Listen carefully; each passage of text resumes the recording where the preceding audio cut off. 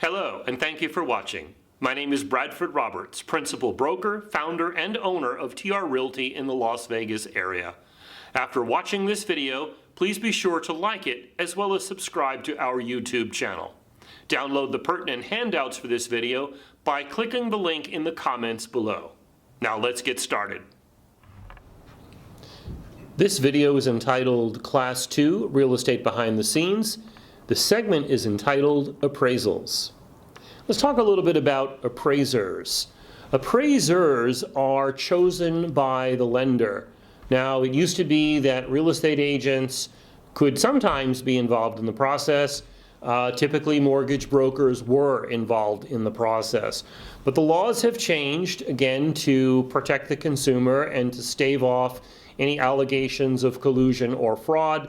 So where we are right now is the fact that appraisers are chosen by the lender, not by the real estate agents and not even by the mortgage brokers anymore. Keep in mind that an appraisal is going to be required anytime a buyer is getting new financing for their purchase.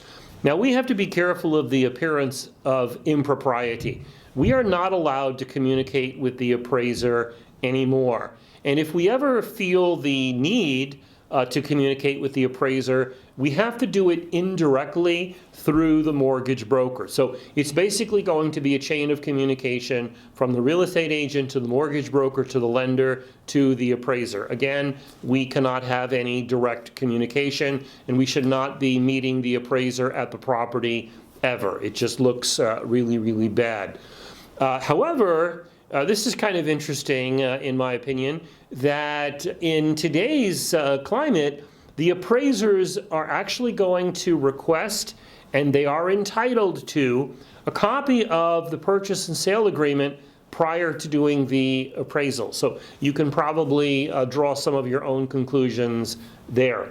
I'm often asked, who is entitled to contest the appraisal? Because in a real estate transaction, we are often faced with a situation where the appraisal falls short of the contract price. Now, keep in mind that lenders are going to lend based on the appraised value or the contract price, whichever is lower. So in the situation where the appraisal comes in lower than the contract price, there's actually a few different scenarios that can happen.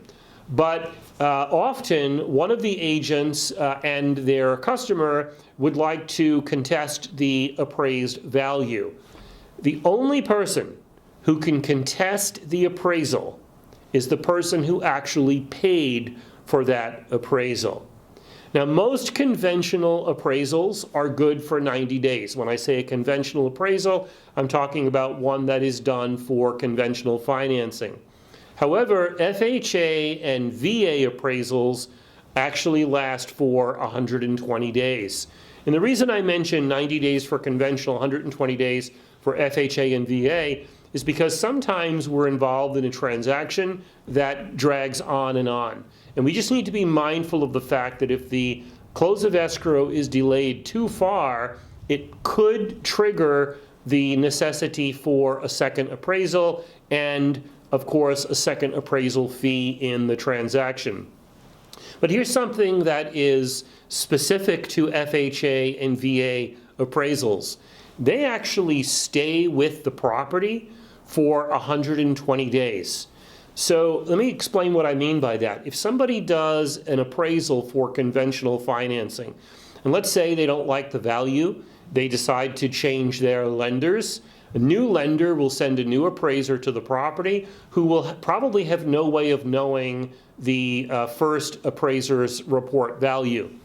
However, FHA and VA appraisers all share a central database. And what that means is even if we go to another lender, even if we have a different appraiser, everyone is going to be able to see the value of that FHA or VA appraisal for 120 days after that appraisal has been performed. I would like to thank you for watching this video. I hope it was informative for you. If you are licensed with another brokerage in Southern Nevada and would like to talk with me, please text me or visit our website. See you next time.